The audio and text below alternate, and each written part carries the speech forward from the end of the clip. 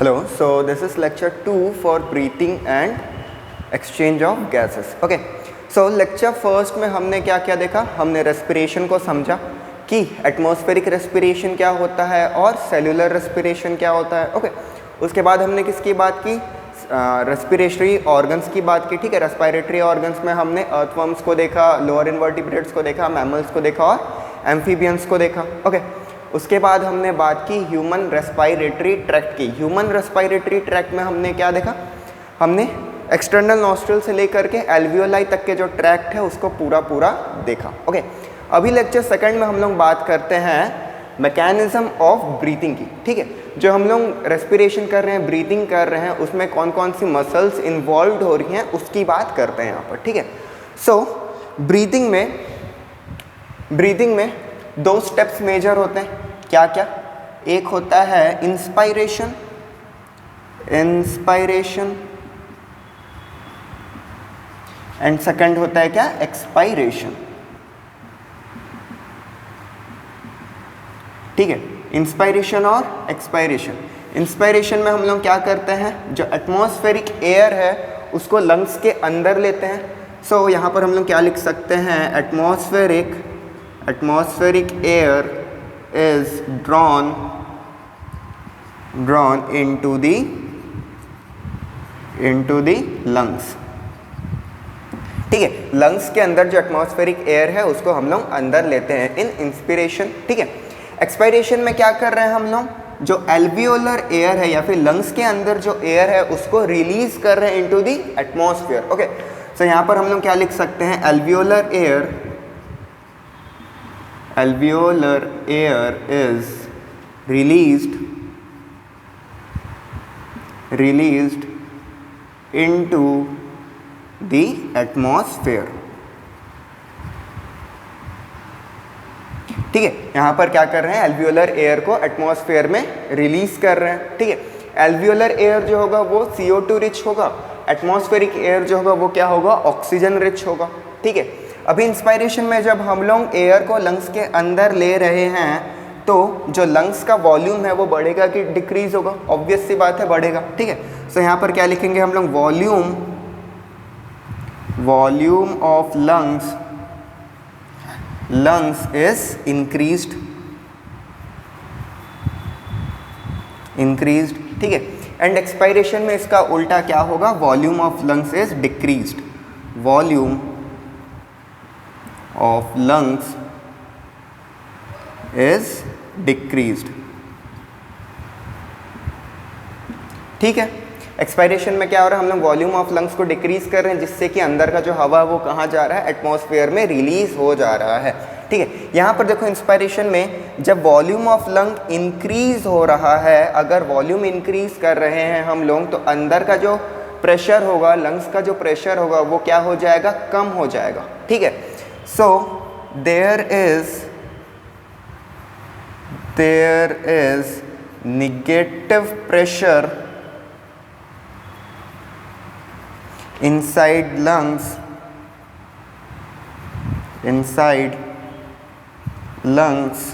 during inspiration. ठीक है, जब आप इंस्पायरेशन कर रहे हो तब जो लंग्स के अंदर का प्रेशर वो क्या हो जा रहा है, नेगेटिव हो जा रहा है as compare to atmospheric pressure. मतलब एटमॉस्फेयर का जो एयर का प्रेशर है वो ज़्यादा है एज कंपेयर टू लंग के अंदर का प्रेशर जब हम लोग इंस्पायरेशन कर रहे हैं. ठीक है, मतलब हम जब भी हम लोग वॉल्यूम बढ़ा रहे हैं लंग्स का, जब भी हम लोग वॉल्यूम इंक्रीज कर रहे हैं लंग्स का, तो वहाँ पर क्या बन रहा है, एक नेगेटिव प्रेशर बन रहा है जिसकी वजह से जो एयर है वो बाहर से लंग्स के अंदर आ रहा है. ठीक है, एंड यहाँ पर क्या होगा, देयर इज पॉजिटिव प्रेशर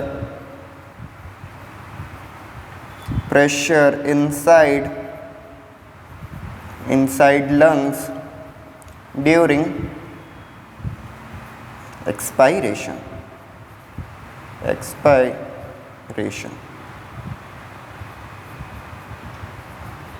ठीक है, यहाँ पर क्या हो रहा है, लंग्स के अंदर जो प्रेशर है वो ज़्यादा हो रहा है, किससे, एटमॉस्फेरिक प्रेशर से, जिसकी वजह से क्या हो रहा है, लंग्स के अंदर का एयर एटमॉस्फेयर में बाहर क्या हो रहा है, रिलीज हो रहा है। ठीक है, और एक इम्पॉर्टेंट बात, जो इंस्पिरेशन होता है, इंस्पायरेशन होता है, नॉर्मल इंस्पायरेशन की बात करें तो वो क्या होता है, एक्टिव प्रोसेस होता है। ठीक है, नॉर्मल या फोर्सफुल दोनों में ही इंस्पायरेशन क्या होता है, एक्टिव प्रोसेस होता है, एक्टिव प्रोसेस। ठीक है, एक्टिव प्रोसेस का मतलब क्या हो रहा है, यहाँ पर एनर्जी एक्सपेंडिचर, यहाँ पर क्या हो रहा है, एनर्जी यूज हो रहा है, एनर्जी एक्सपेंडिचर। ठीक है, यहाँ पर क्या हो रहा है, एनर्जी यूज हो रहा है। वहीं पर अगर आप एक्सपायरेशन की बात करो तो जो नॉर्मल एक्सपायरेशन होता है, नॉर्मल एक्सपायरेशन ये कैसा होता है, पैसिव। मतलब यहाँ पर कोई भी एनर्जी नहीं लग रहा है। ठीक है, आप खुद देखो, आप जब इनहेल कर रहे हो तो आपको फोर्स लगाना पड़ रहा है, बट जब आप नॉर्मली एक्सपायर कर रहे हो, मतलब नॉर्मली एयर को रिलीज़ कर रहे हो, तो आपको कुछ नहीं करना, आपको बस छोड़ देना है, अपने आप जो एयर है आपके लंग्स के अंदर का वो क्या हो जाएगा, रिलीज़ हो जाएगा इनटू द एटमॉस्फेयर। बट जब फोर्सफुल एक्सपायरेशन की बात आती है, फोर्सफुल एक्सपायरेशन, फोर्सफुल एक्सपायरेशन क्या हो जाता है, फिर से एक्टिव प्रोसेस हो जाता है, एक्टिव प्रोसेस, एक्टिव प्रोसेस हो जाता है। ठीक है, एक्टिव प्रोसेस मतलब यहाँ पर एनर्जी का एक्सपेंडिचर होगा। ओके, इतना हो गया इंस्पायरेशन और एक्सपायरेशन क्या होता है, डिफरेंसेस क्या होता है, समझ में आ गया। अभी देखते हैं इंस्पायरेशन किस तरीके से होता है, एक्सपायरेशन किस तरीके से होता है। उसको देखने के लिए हम लोग सबसे पहले लंग का स्ट्रक्चर बनाते हैं, उससे समझते हैं। ओके, सो ये हमारा लंग्स है,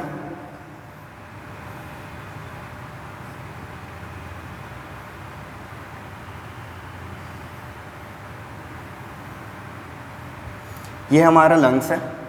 लंग्स के नीचे एक डोम शेप्ड स्ट्रक्चर रहता है, इसका क्या नाम होता है, डायाफ्राम। ठीक है, एंड लंग्स के बाहर क्या रहता है, रिब्स। थोरैसिक कैविटी में क्या रहते हैं, रिब्स रहते हैं। ठीक है, ये हमारे क्या हो गए, रिब्स हो गए।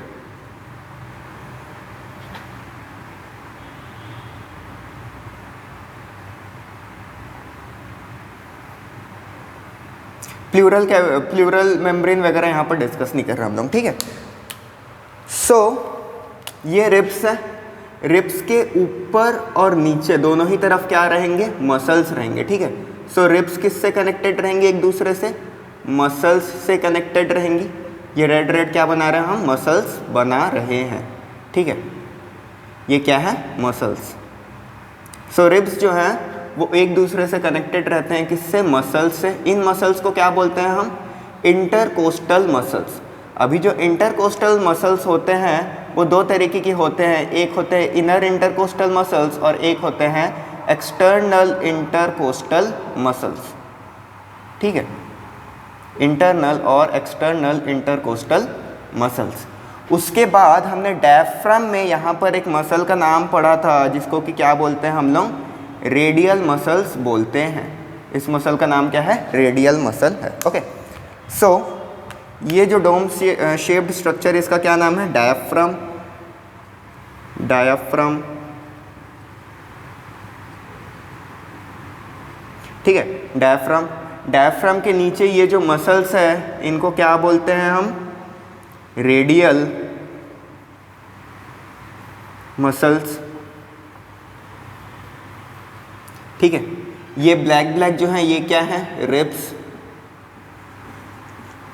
ठीक है, ये जो बाहर के मसल्स हैं, रिब्स के बाहर बाहर जो मसल्स दिख रहे हैं इनको हम बोलेंगे एक्सटर्नल इंटरकोस्टल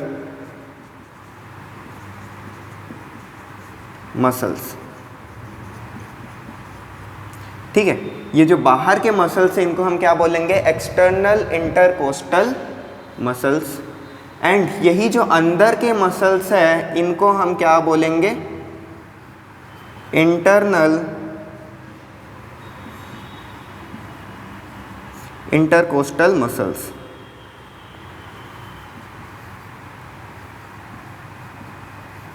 कोस्टल मसल्स, ठीक है। यही external intercostal muscles, internal intercostal muscles और डायफ्राम के रेडियल मसल्स, यही मेजरली काम करते हैं क्या, इंस्पिरेशन या एक्सपायरेशन में। साथ में एब्डोमिनल मसल्स भी होते हैं, एब्डोमिनल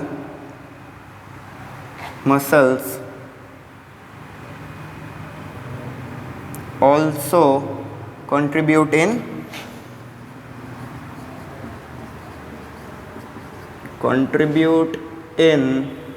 forceful inspiration और एक्सपायरेशन, ठीक है। सो हमारे पास कौन कौन से मसल्स हो गए, इंटरकोस्टल मसल्स हो गए, इंटरनल और एक्सटर्नल, रेडियल मसल्स हो गए, डायफ्राम के as well as abdominal muscles हो गए, जो कि रेस्पायरेशन या फिर ब्रीथिंग में हेल्पफुल हैं, ठीक है। अभी जो एब्डोमिनल मसल्स होते हैं ये माइनर ही कंट्रीब्यूट करते हैं और ये सिर्फ और सिर्फ फोर्सफुल ब्रीथिंग या फिर इंस्पायरेशन या एक्सपायरेशन में ही कंट्रीब्यूट करते हैं। अभी देखते हैं external intercostal muscles, internal intercostal muscles और डायफ्राम किस तरीके से काम करते हैं, ओके।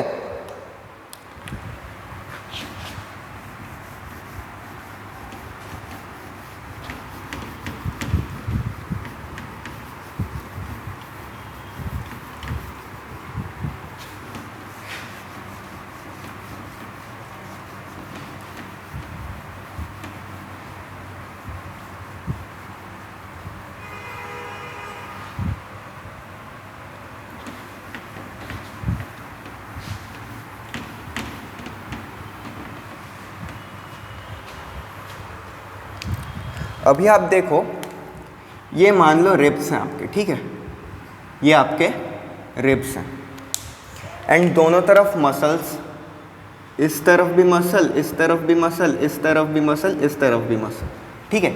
ये हमारे रिब्स हैं एंड दोनों तरफ क्या है, मसल्स हैं, ठीक है। अभी मान लो इस तरफ लंग्स हैं, ठीक है, ये जो एरिया है इधर क्या है, लंग्स है, लंग्स है, ठीक है। सो ये क्या हो जाएगा, इंटरनल इंटरकोस्टल मसल जो लंग की तरफ है, जो लंग की तरफ है उसको हम क्या बोलते हैं, इंटरनल इंटरकोस्टल मसल्स, एंड जो लंग के ऑपोजिट साइड में बाहर की तरफ है इसको हम क्या बोलेंगे, एक्सटर्नल इंटरकोस्टल मसल्स, ओके। अभी अगर ये बाहर वाले एक्सटर्नल इंटरकोस्टल मसल्स कॉन्ट्रैक्ट करते हैं, अभी अगर एक केस देखो, contraction of external intercostal muscles, ठीक है। अभी अगर एक्सटर्नल इंटरकोस्टल मसल्स कॉन्ट्रैक्ट करते हैं तो ये फिगर किस तरीके का हो जाएगा, जब कॉन्ट्रैक्ट करेंगे ये मसल्स, ये बाहर वाले मसल्स जब कॉन्ट्रैक्ट करेंगे तो क्या होगा, इनकी साइज़ क्या हो जाएगी, रिड्यूस हो जाएगी। और अगर इनकी साइज़ रिड्यूस हो गई तो कुछ इस तरीके का हो जाएगा,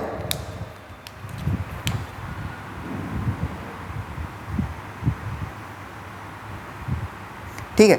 सो यहाँ पर क्या हो रहा है, एक्सटर्नल इंटरकोस्टल मसल्स जो हैं वो क्या कर रही है, कॉन्ट्रैक्ट कर रही हैं, जिसकी वजह से जो आपका थोरैसिक कैविटी है या फिर आपका रिब केज है वो स्ट्रेट से क्या हो रहा है, बाहर की तरफ निकल रहा है, ठीक है, बाहर की तरफ निकल रहा है। इसकी वजह से क्या हो रहा है, वॉल्यूम बढ़ रहा है, तो लंग्स को ज़्यादा जगह मिल रहा है एक्सपैंड करने के लिए, ठीक है। नॉर्मली लंग्स कैसे था, ऐसे था, ठीक है। अभी क्योंकि ये बाहर की तरफ एक्सटेंड हो गया, इसकी वजह से लंग्स को भी एक्सपेंड होने के लिए जगह मिल गया।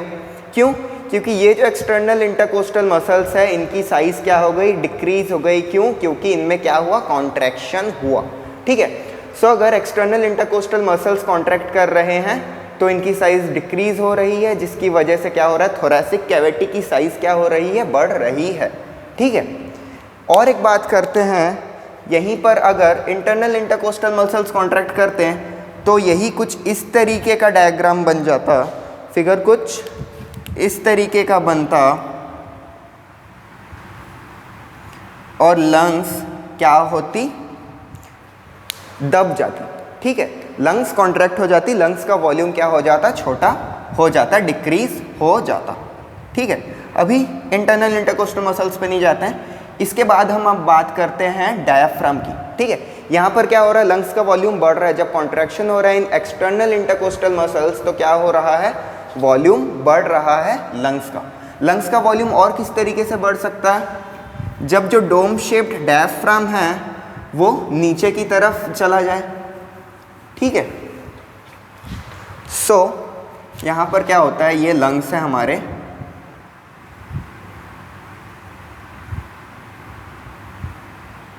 ये लंग्स है, यहाँ पर क्या है, डायफ्राम है, एंड डायफ्राम के नीचे क्या है, रेडियल मसल्स हैं।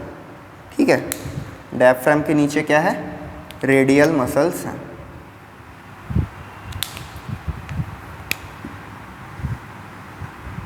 ये क्या है, रेडियल मसल्स हैं। अभी अगर इन रेडियल मसल्स में क्या होता है, कॉन्ट्रैक्शन होता है, ठीक है, तो क्या होगा, इनकी साइज हो जाएगी डिक्रीज। इनकी साइज डिक्रीज होगी तो क्या होगा, इनकी साइज जब डिक्रीज होगी तो जो डायफ्राम है वो किस साइड होगा, नीचे की तरफ पुल होगा। ठीक है, अगर कॉन्ट्रैक्शन हो रहा है, contraction in muscles of diaphragm,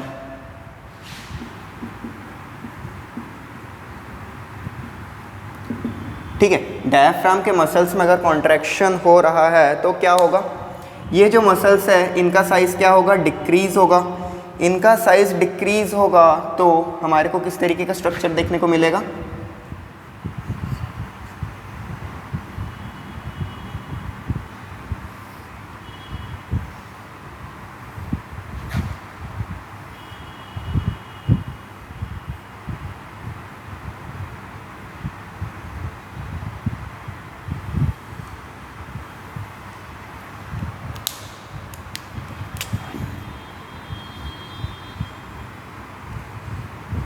अभी देखो, क्योंकि जो रेडियल मसल्स इन डायफ्राम वो कॉन्ट्रैक्ट हुई तो ये जो डोम शेप्ड है इसको ये नीचे की तरफ पुल किया, ये नीचे की तरफ पुल किया, जो तो डायफ्राम डोम शेप था वो क्या हो गया, सीधे शेप में आ गया, स्ट्रेट शेप में आ गया, जिसकी वजह से ये जो लंग्स थी, जो कुछ इस तरीके की लंग्स भी डोम शेप में थी, वो भी क्या हो गई, एक्सटेंड हो गई, जिसकी वजह से लंग्स का नीचे की तरफ भी वॉल्यूम बढ़ गया।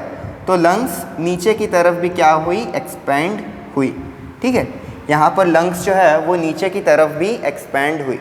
अब जो डायफ्राम होता है वो नॉर्मली डोम शेप्ड में ही रहता है। जब वो नॉर्मल रहेगा, जब ये मसल्स रिलैक्स स्टेट में रहेंगी तो डायफ्राम जो रहता है वो डोम शेप्ड में रहता है। बट जब भी ये रेडियल मसल्स जो है ये कॉन्ट्रैक्ट करेंगी तो जो डायफ्राम है वो स्ट्रेट हो जाएगा, जिसकी वजह से लंग्स भी नीचे की तरफ पुल होंगी एंड क्या होगा, लंग्स क्या हो जाएगा, एक्सपैंड हो जाएगा।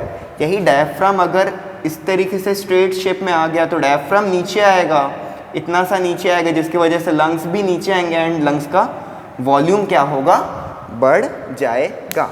ओके, सो जब हम इंस्पायरेशन कर रहे हैं, इंस्पायरेशन मतलब हम जब सांस अंदर ले रहे हैं तो क्या हो रहा है, एक तो एक्सटर्नल इंटरकोस्टल मसल्स कॉन्ट्रैक्ट कर रही हैं जिसकी वजह से रिब केज जो है वो बाहर की तरफ फैल रहा है एंड साथ ही साथ जो डायफ्राम है वो भी नीचे की तरफ चला जा रहा है। क्यों? क्योंकि रेडियल मसल्स भी साथ में क्या कर रही हैं, कॉन्ट्रैक्ट कर रही हैं। ठीक है, यहाँ पर हमने क्या देखा, कॉन्ट्रैक्शन ऑफ रेडियल मसल्स जो कि डायफ्राम में होती हैं।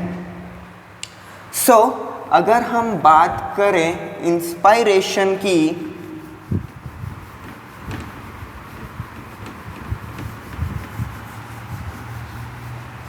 अगर हम बात करते हैं इंस्पायरेशन की,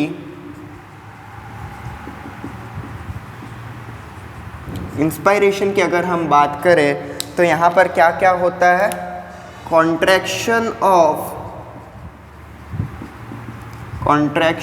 of external external intercostal muscles plus contraction of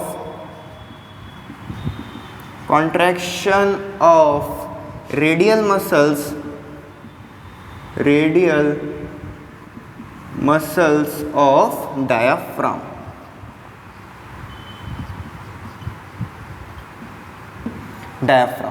ठीक है। सो इंस्पायरेशन में क्या हो रहा है, कॉन्ट्रैक्शन हो रहा है एक्सटर्नल इंटरकोस्टल मसल्स का, एज वेल एज कॉन्ट्रैक्शन हो रहा है रेडियल मसल्स का, किसके, डायाफ्राम का। ठीक है। एक्सटर्नल इंटरकोस्टल मसल्स के कॉन्ट्रैक्शन के वजह से जो नॉर्मली रिबकेज इस तरीका का रहता है वो रिबकेज कुछ इस तरीके का हो जा रहा है।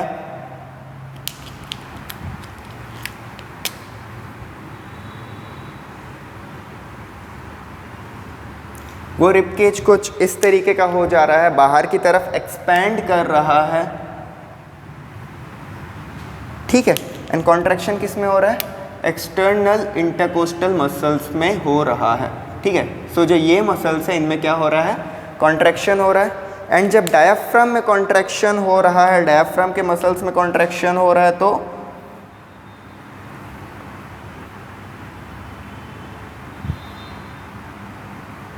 डायाफ्राम जो है वो कुछ इस तरीके से स्ट्रेट हो जा रहा है, जो कि नॉर्मली डोम शेप्ड रहता था। ठीक है। इन मसल्स में क्या हो रहा है, कॉन्ट्रैक्शन हो रहा है।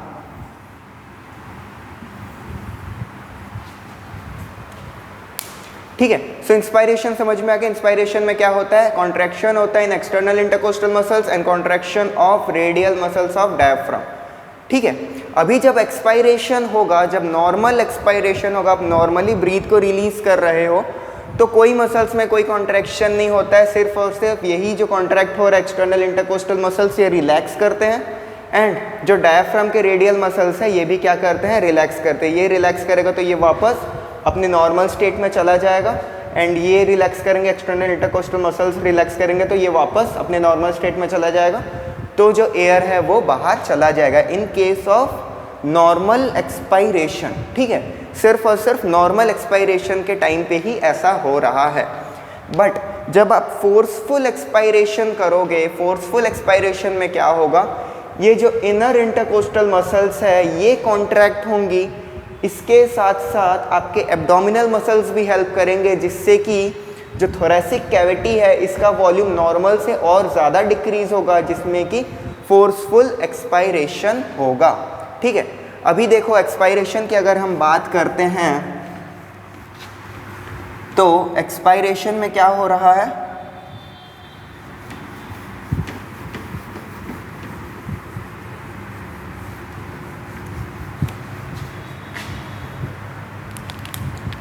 अभी हम बात करते हैं एक्सपायरेशन की। एक्सपायरेशन की अगर हम बात करें तो यहाँ पर हम लोग नॉर्मल एक्सपायरेशन की बात कर रहे हैं। ठीक है। फोर्सफुल एक्सपायरेशन की बात नहीं कर रहे हैं, यहाँ पर हम लोग बात कर रहे हैं नॉर्मल एक्सपायरेशन। अभी नॉर्मल एक्सपायरेशन में क्या हो रहा है, relaxation of external intercostal muscles. ठीक है। And relaxation of radial muscles of diaphragm. ठीक है। सो यहाँ पर देखो, यहाँ पर कोई भी एक्टिव प्रोसेस नहीं हो रहा है, यहाँ पर दोनों ही प्रोसेस में क्या हो रहा है, रिलैक्सेशन ही हो रहा है। दोनों ही मसल्स रिलैक्स कर रहे हैं, एक्टिव प्रोसेस नहीं है। ये कैसा प्रोसेस है, पैसिव प्रोसेस है। पैसिव प्रोसेस है, यहाँ पर कोई भी एनर्जी का एक्सपेंडिचर नहीं हो रहा है। ठीक है। इसकी वजह से क्या हो रहा है, रिलैक्स हो रहा है external intercostal muscles and relax हो रहा है रेडियल मसल्स ऑफ डायाफ्राम, जिसकी वजह से ये अपने ओरिजिनल स्टेट में चले जा रहे हैं। डायाफ्राम नॉर्मली डोम शेप में रहता है। ठीक है। उससे क्या हो रहा है, लंग्स का जो वॉल्यूम है वो वापस से डिक्रीज हो जा रहा है, वापस से डिक्रीज हो रहा है। तो यहाँ पर प्रेशर बिल्डअप हो रहा है, यहाँ पर प्रेशर बिल्डअप हो रहा है, तो क्या होगा, यहाँ से एयर जो है ये वापस एटमॉस्फेयर में रिलीज हो जाएगा। ओके। अभी अगर हम लोग फोर्सफुल एक्सपायरेशन की बात करते हैं, अभी अगर हम लोग फोर्सफुल एक्सपायरेशन की बात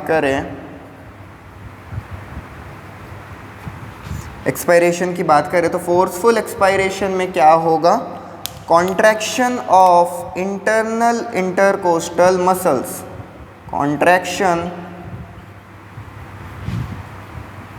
contraction of internal intercostal muscles and साथ में यहाँ पर एब्डोमिनल मसल्स भी हेल्प करेंगी, एब्डोमिनल मसल्स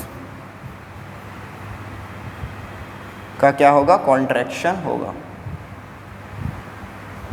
ठीक है, अभी अगर हम लोग फोर्सफुल एक्सपायरेशन की बात कर रहे हैं तो क्या होगा, इंटरनल इंटरकोस्टल मसल्स भी कॉन्ट्रैक्ट करेंगी, साथ में एब्डोमिनल मसल्स भी कॉन्ट्रैक्ट करेंगी, जिससे क्या होगा, लंग्स का जो नॉर्मल शेप है, नॉर्मल वॉल्यूम है, उससे और ज़्यादा ये कॉन्ट्रैक्ट होंगे, जिससे नॉर्मल से ज़्यादा एयर लंग्स से बाहर जाएगा। अभी अगर ये मसल्स और ज़्यादा कॉन्ट्रैक्ट करती हैं तो ये जो रिब्स है, ये जो थोरेसिक कैविटी, इसकी साइज़ और ज़्यादा डिक्रीज़ हो जाएगी, जिससे लंग्स की जो साइज़ है वो और डिक्रीज़ होगी, जिससे क्या होगा, फोर्सफुल एक्सपायरेशन होगा। ओके, सो यहाँ पर नॉर्मल एक्सपायरेशन में पैसिव प्रोसेस, कोई से भी मसल्स का कॉन्ट्रैक्शन नहीं हो रहा है, दोनों ही muscles, that is external intercostal muscles and radial muscles, इन दोनों का ही क्या हो रहा है, रिलैक्सेशन हो रहा है। फोर्सफुल एक्सपायरेशन की अगर हम लोग बात करते हैं तो फोर्सफुल एक्सपायरेशन में क्या हो रहा है, कॉन्ट्रैक्शन हो रहा है, किसका, इंटरनल इंटरकोस्टल मसल्स, साथ में एब्डोमिनल मसल्स का। एब्डोमिनल मसल्स माने हमारे एब्स, ठीक है, एब्डोमिनल कैविटी में जो मसल्स रहते हैं उन मसल्स का क्या हो रहा है, कॉन्ट्रैक्शन हो रहा है। ठीक है, सो एक्सपायरेशन और इंस्पायरेशन समझ में आ गया। अभी हम लोग बात करते हैं लंग के अंदर जो एयर का वॉल्यूम रहता है उसकी बात करते हैं। ठीक है, एयर का जो वॉल्यूम रहता है इन लंग्स के अंदर, उसकी बात करते हैं। ओके, सो अभी बात करते हैं हम लोग रेस्पिरेटरी वॉल्यूम्स एंड कैपेसिटीज़ की। ठीक है, सो लंग्स के अंदर हम कितनी हवा ले रहे हैं, कितनी हवा छोड़ रहे हैं, उसकी बात करते हैं। ओके, सो सबसे पहले हम लोग बात करेंगे यहाँ पर टाइडल वॉल्यूम की। ठीक है, यहाँ पर जो टीवी से लिखा हुआ है that is tidal volume.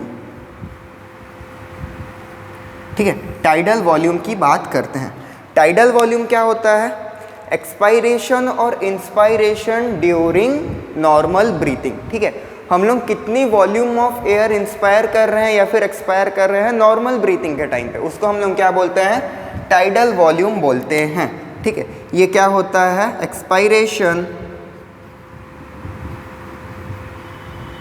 Expiration और इंस्पायरेशन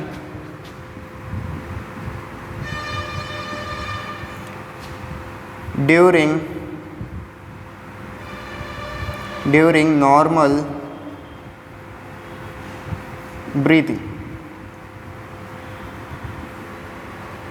ठीक है, वॉल्यूम ऑफ एयर एक्सपायर्ड और इंस्पायर्ड ड्यूरिंग नॉर्मल ब्रीथिंग। ठीक है, कितना वॉल्यूम ऑफ एयर हम लोग एक्सपायर कर रहे हैं या फिर इंस्पायर कर रहे हैं during normal breathing. During normal breathing हम लोग क्या करते हैं, 500 ml ऑफ एयर जो है वो इंस्पायर करते हैं या फिर एक्सपायरेशन करते हैं। ठीक है, अंदर लेते हैं या फिर बाहर लेते हैं, कितना होता है वो, नॉर्मली 500 ml ही हम लोग लेते हैं। ठीक है, हालांकि हमारे लंग्स की कैपेसिटी बहुत ज़्यादा होती है, बट नॉर्मली हम लोग कितना ही लेते हैं, सिर्फ और सिर्फ 500 ml एयर ही या तो इंस्पायर कर रहे हैं या फिर एक्सपायर कर रहे हैं। ठीक है, टाइडल वॉल्यूम के बाद अब हम आते हैं इंस्पायरेटरी रिजर्व वॉल्यूम पे। ठीक है, उसके बाद अब हम आते हैं inspiratory reserve volume. Inspiratory reserve volume. ठीक है, इंस्पायरेटरी रिजर्व वॉल्यूम क्या होता है, टाइडल वॉल्यूम हमने नॉर्मली इंस्पायर किया, हमने 500 ml एयर नॉर्मल इंस्पायर किया। ठीक है, नॉर्मल इंस्पायर किया, उसके बाद हम और एक्स्ट्रा कितना एयर इंस्पायर कर सकते हैं उसको हम क्या बोलेंगे, इंस्पायरेटरी रिजर्व वॉल्यूम। ठीक है, हमने टाइडल वॉल्यूम तो इंस्पायर किया ही किया, उसके बाद एक्स्ट्रा और कितना एयर हम इंस्पायर कर पा रहे हैं, अंदर ले पा रहे हैं, उसको हम लोग क्या बोलेंगे, inspiratory reserve volume. Inspiratory reserve volume को और क्या बोल सकते हैं, extra air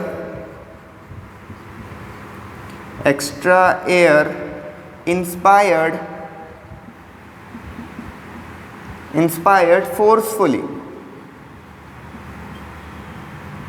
forcefully after tidal volume। ठीक है, हमने टाइडल वॉल्यूम तो पहले नॉर्मल इंस्पायरेशन में अंदर ले लिया, उसके बाद इनहेल कर लिया, उसके बाद हम एक्स्ट्रा और कितना एयर फोर्सफुली इंस्पायर कर सकते हैं, इनहेल कर सकते हैं, उसको हम क्या बोलते हैं, इंस्पायरेटरी रिजर्व वॉल्यूम। और इंस्पायरेटरी रिजर्व वॉल्यूम जो होता है ये होता है अराउंड 2500 से या फिर 2500 से 3000 ml। ठीक है, इसको क्या बोलते हैं, इंस्पायरेटरी रिजर्व वॉल्यूम बोलते हैं। उसके बाद हम लोग आते हैं एक्सपायरेटरी रिजर्व वॉल्यूम में। Expiratory reserve volume,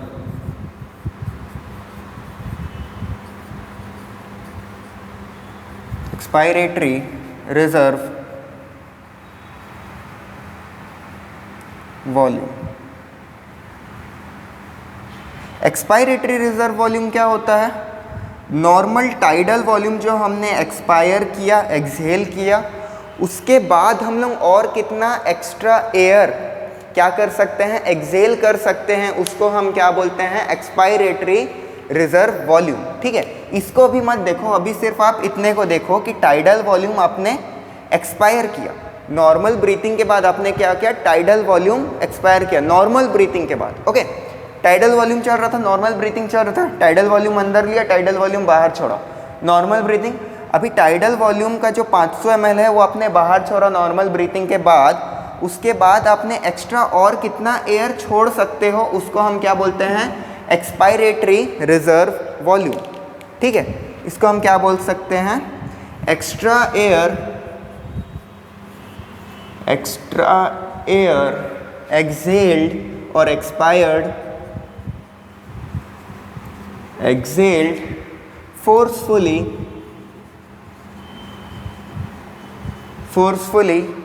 after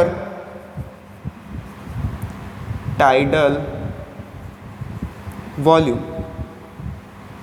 tidal volume बोल लो या फिर नॉर्मल ब्रीथिंग बोल लो, नॉर्मल एक्सपायरेशन।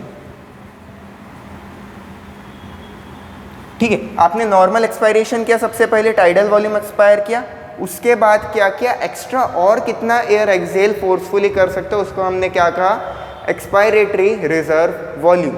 और ये जो एक्सपायरेटरी रिजर्व वॉल्यूम होता है ये होता है 1000 to 1100 ml। ठीक है, 1000 से 1100 ml होता है एक्सपायरेटरी रिजर्व वॉल्यूम। ठीक है, अभी देखते हैं इंस्पायरेटरी कैपेसिटी। अभी अगर आप बात करते हो इंस्पायरेटरी कैपेसिटी की, इंस्पायरेटरी कैपेसिटी क्या होता है कि आप कितना एयर इंस्पायर कर पा रहे हो। ठीक है, आप कितना एयर इनहेल कर पा रहे हो। अभी आप कितना एयर इनहेल कर सकते हो, आप तो सबसे पहले नॉर्मल ब्रीथिंग में टाइडल वॉल्यूम इनहेल कर सकते हो। ठीक है, 500 ml वहाँ से इनहेल कर लिया, उसके बाद जो हमारे पास इंस्पायरेटरी रिजर्व वॉल्यूम है, मतलब टाइडल वॉल्यूम के अलावा हम लोग और कितना एक्स्ट्रा एयर इनहेल कर सकते हैं, that is inspiratory reserve volume.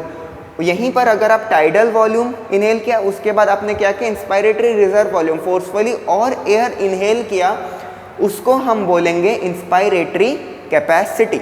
ठीक है, सो इंस्पायरेटरी कैपेसिटी क्या हो जाएगा, इंस्पायरेटरी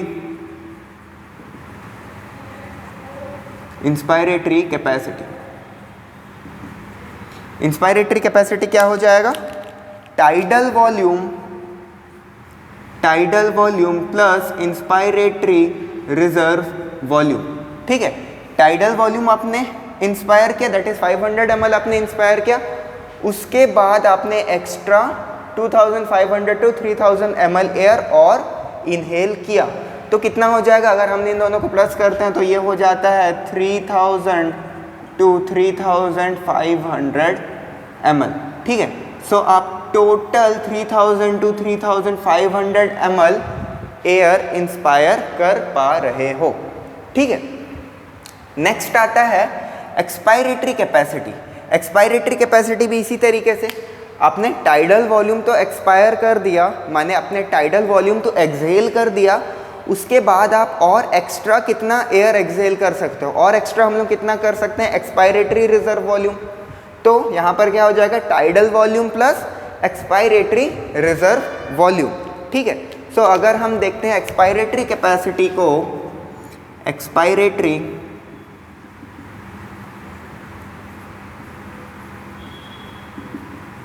एक्सपायरेटरी कैपेसिटी कितना होता है? Tidal volume plus expiratory reserve volume, that will be 500 ml 500 ml plus 1000 to 1000 to 1100 ml, ठीक है। ये कितना हो जाएगा? 1500 to 1600 ml, ठीक है। 1500 से 1600 ml जो होगा वो आपका क्या हो जाएगा? एक्सपायरेटरी कैपेसिटी हो जाएगा, ठीक है। मतलब नॉर्मल ब्रीथिंग के बाद और आप कितना एक्स्ट्रा एयर कर सकते हो एक्सपायर, दोनों को प्लस किया, tidal volume plus expiratory reserve volume, आ गया हमारे पास क्या? एक्सपायरेटरी कैपेसिटी, ठीक है। अभी एक्सपायरेटरी कैपेसिटी के बाद अब हम देखते हैं वाइटल कैपेसिटी, ठीक है। वाइटल कैपेसिटी क्या होता है? आपने सबसे पहले तो फोर्सफुल इंस्पायरेशन किया, उसके बाद आपने क्या किया? फोर्सफुल एक्सपायरेशन किया, ठीक है। अभी फोर्सफुल इंस्पायरेशन से पहले क्या होगा? टाइडल वॉल्यूम नॉर्मल ब्रीथिंग में 500 ml जो आना है वो तो आएगा ही, उसके बाद आपने क्या किया? फोर्सफुल इंस्पायरेशन किया। फोर्सफुल इंस्पायरेशन में कितना आ गया?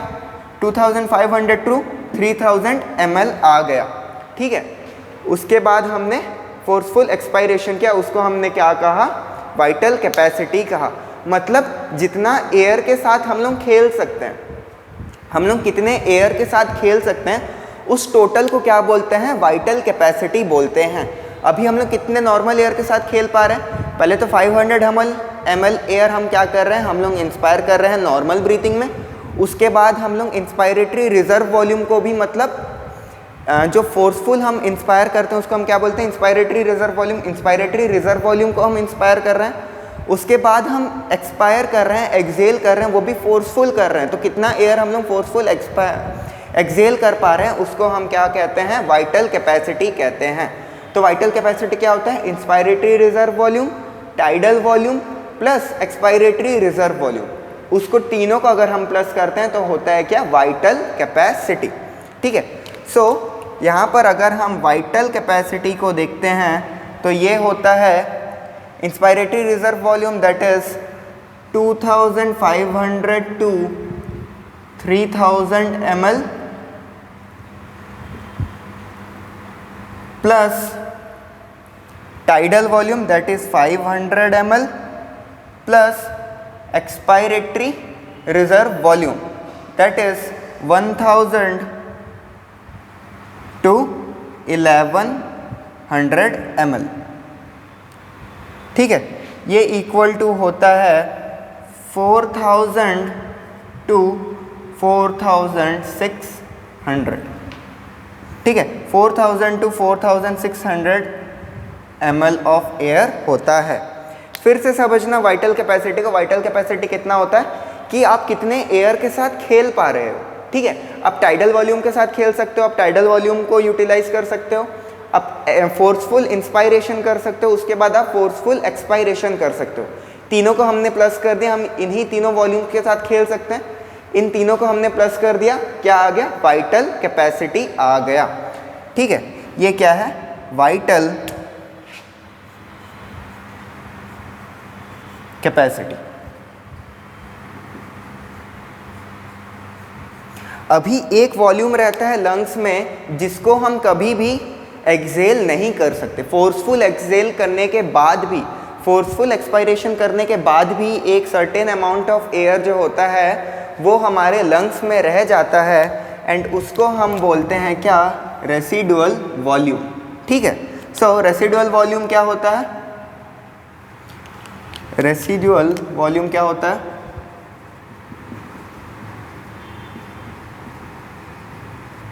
रेसिडुअल वॉल्यूम क्या होता है, volume of air left in, volume of air left in lungs after forceful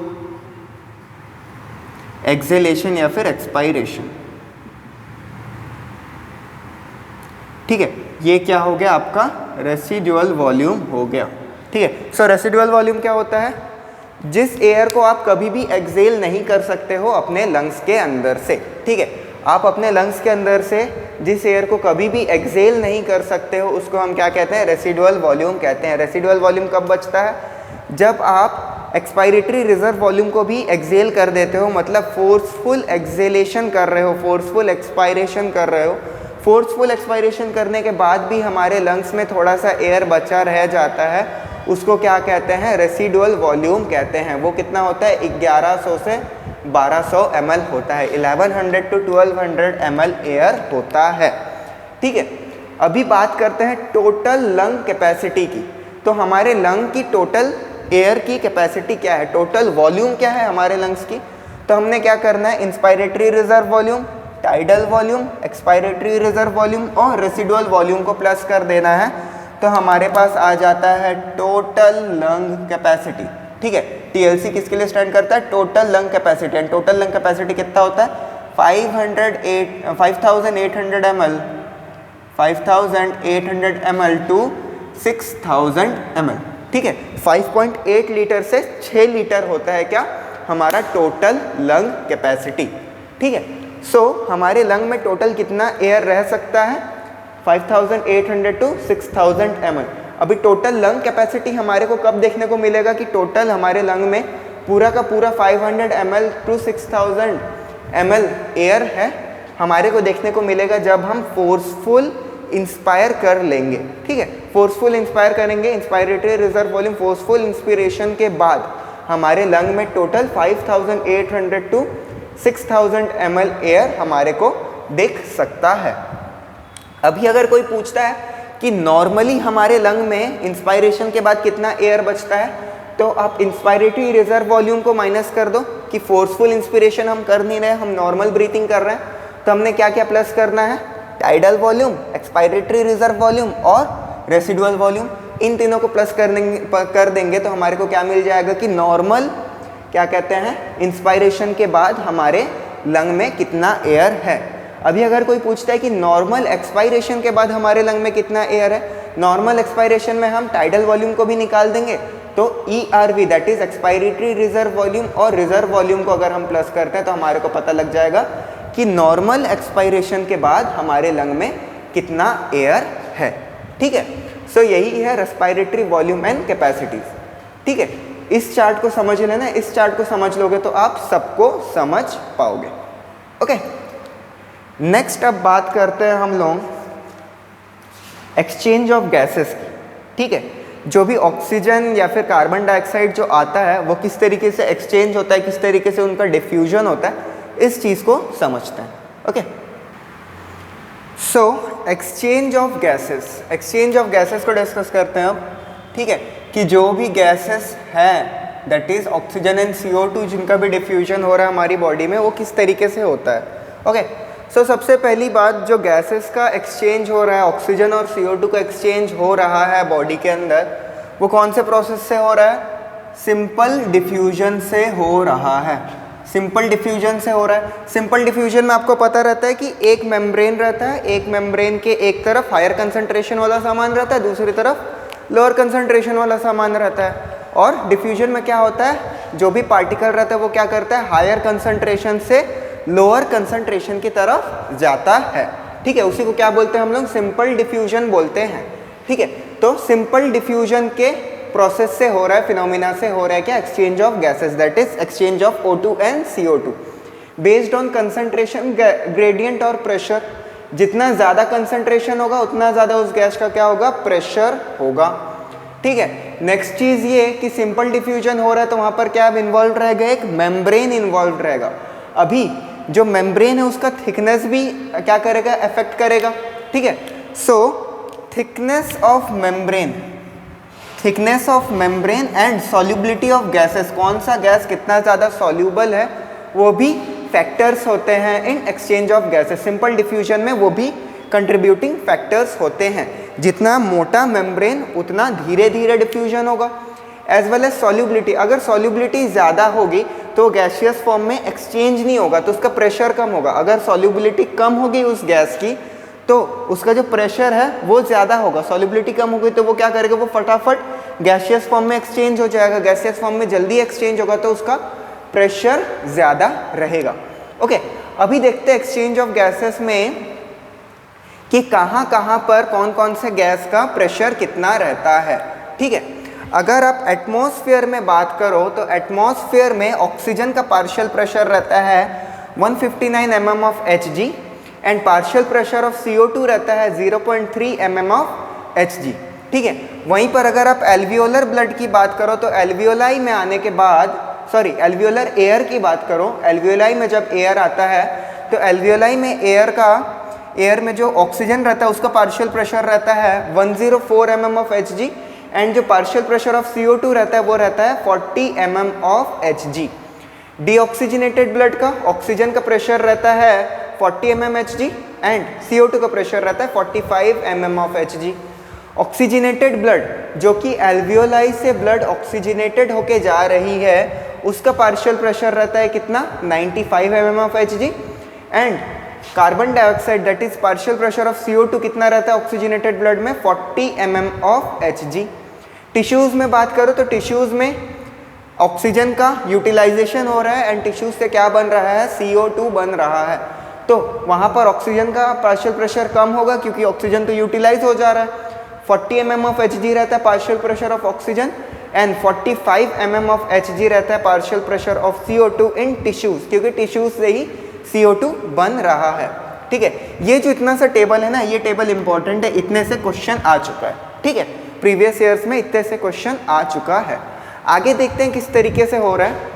atmosphere में 159 mm ऑफ Hg ऑक्सीजन का पार्शियल प्रेशर है, CO2 का 0.3 mm ऑफ Hg।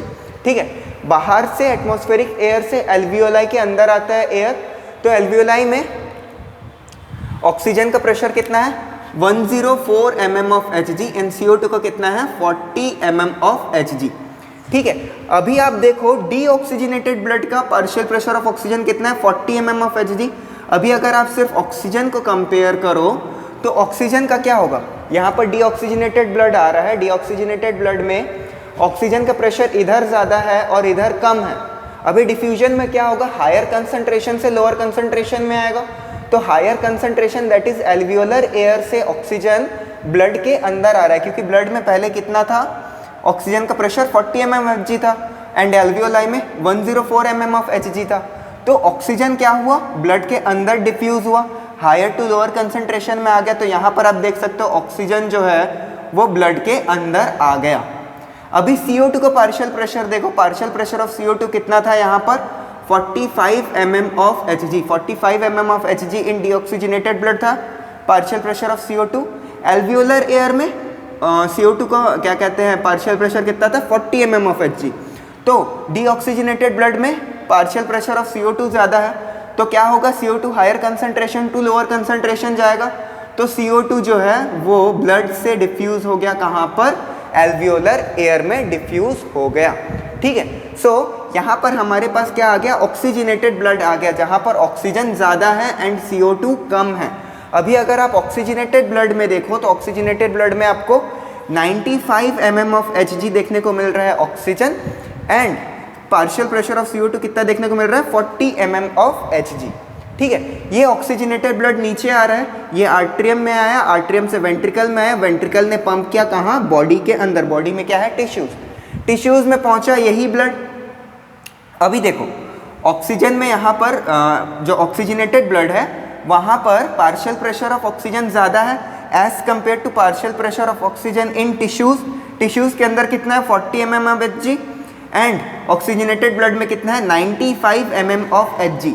फिर से क्या होगा, higher concentration to lower concentration oxygen travel करेगा, diffuse करेगा, तो ऑक्सीजनेटेड ब्लड से ऑक्सीजन जो है वो टिश्यूज़ में डिफ्यूज कर गया, ठीक है। एंड जो CO2 का पार्शियल प्रेशर है ऑक्सीजनेटेड ब्लड में, तो ऑक्सीजनेटेड ब्लड में देखो CO2 का पार्शियल प्रेशर कितना है 40 mm of Hg एंड अगर आप पार्शियल प्रेशर देखते हो CO2 का इन टिश्यूज़, तो टिश्यूज़ में ज़्यादा है, that is 45 mm of Hg। तो टिश्यूज़ में पार्शियल प्रेशर CO2 का ज़्यादा है, ऑक्सीजनेटेड ब्लड में कम है, फिर से CO2 क्या करेगा, higher concentration to lower concentration जाएगा। लोअर कंसंट्रेशन कहाँ है, ब्लड में है, तो क्या किया CO2 ट्रेवल कर गया कहाँ पर, डिफ्यूज़ कर गया कहाँ पर, ब्लड के अंदर। अभी ये ब्लड जो है इसको हम क्या बोलते हैं, डीऑक्सीजनेटेड ब्लड बोलते हैं। यही डीऑक्सीजनेटेड ब्लड फिर से राइट आर्टरियम में गया, राइट आर्टरियम से राइट वेंट्रिकल में गया, राइट वेंट्रिकल से फिर से वापस लंग्स के पास गया, लंग्स से फिर से ऑक्सीजन इसमें आएगा एंड CO2 वापस एल्वियोलर एयर में चला जाएगा। यही साइकिल चलता रहता है, ठीक है। एंड इसी से हमने को समझ में आ रहा है एक्सचेंज ऑफ गैसेस। ओके, अभी एक चीज़ और NCERT में यहाँ पर आर्टरीज और वेन्स का नाम बताया गया है कि कौन सा आर्टरी है कौन सा वेन है। ओके, अभी देखो जो भी ब्लड ले करके जाता है उसको हम वेन बोलते हैं। हम इससे डिसाइड नहीं करते हैं कि वो ऑक्सीजनेटेड ब्लड कैरी कर रहा है या डीऑक्सीजनेटेड ब्लड कैरी कर रहा है, ठीक है। जो ब्लड ले करके जाता है उसको हम क्या बोलते हैं, वेन्स बोलते हैं, एंड जो ब्लड ले करके आता है उसको हम आर्टरी बोलते हैं, ठीक है। अभी देखो ये लंग्स है, लंग्स से ये ब्लड ले करके जा रहा है, ठीक है, ब्लड फ्लो इस डायरेक्शन में, ठीक है। सो लंग्स से ब्लड लेकर के जा रहा है तो इसको हम क्या बोलेंगे, pulmonary artery, pulmonary artery, sorry pulmonary vein, when, ठीक है। जो ब्लड लेकर के जाता है उसको हम क्या बोलते हैं, वेन बोलते हैं। लंग्स से रिलेटेड है, मैंने पहले ही कहा था लंग्स से कुछ भी रिलेटेड रहता है तो उसमें क्या जोड़ता है, पल्मोनरी जोड़ता है, ठीक है। सो ये लंग्स से ऑक्सीजनेटेड ब्लड ले करके जा रहा है तो इसको हम क्या बोलेंगे, पल्मोनरी वेन बोलेंगे। अभी ये जो है, ये जो ब्लड वेसल है ये क्या कर रहा है, ऑक्सीजनेटेड ब्लड टिश्यूज़ में ले करके आ रहा है, ठीक है। ये जो ब्लड वेसल है ये क्या कर रहा है, हार्ट से टिश्यूज़ में ब्लड ले करके आ रहा है तो इसको हम क्या बोलेंगे, सिस्टमिक आर्टरी, सिस्टमिक आर्टरी, ठीक है। आर्टरी मतलब जो ब्लड लेकर के आ रहा हो, ठीक है। सो ये क्या कर रहा है, हार्ट से ब्लड टिश्यूज़ में लेकर के आ रहा है तो इसको हम क्या कहेंगे, सिस्टमिक आर्टरी कहेंगे। इसी तरीके से यहाँ पर ये जो ब्लड वेसल है ये क्या कर रहा है, ब्लड को लेकर